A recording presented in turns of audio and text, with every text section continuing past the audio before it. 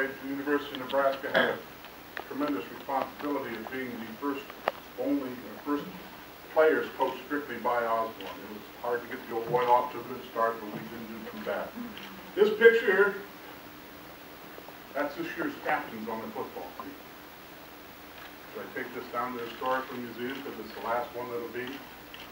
Chuck, those are 3 small-time rural agricultural kids on there, 1 kid from Beatrice. This was their chance. 5 years ago, you guys hired a guy by the name of Peters, who hired a guy by the name of Callahan, who after a year called us down there, so N12 guys, I don't think the president himself, but called us down there and said, hey, we need to get behind this guy. He's going to be the future of Nebraska. And while we're in there talking, he says, there aren't any athletes left in Nebraska anymore. We can't recruit here. We got to recruit outside the state, Texas, Florida, California. That's why these kids are playing at UNO. And they work their butt off. Take a look at the determination of these kids. They're getting ready to walk out and play a game. Their hearts are in it. This is a place for them to come. If Nebraska says they're not going to, what do we get, 4 scholarships to Nebraska kids now at UNO? A year? I think that's all we get. This is the place these kids have a chance to come and play. They got a good education.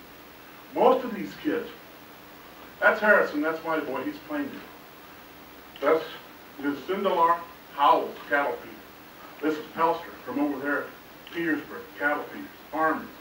They're going to come back and they're going to take the teamwork, the dedication, the leadership, the goal-setting abilities that they learned on that football field, and they're going to take them home and they're going to try to develop their community. I'm not saying Division 1A isn't the place for UNO to eventually take their football, because it does give them an opportunity to provide more scholarship help.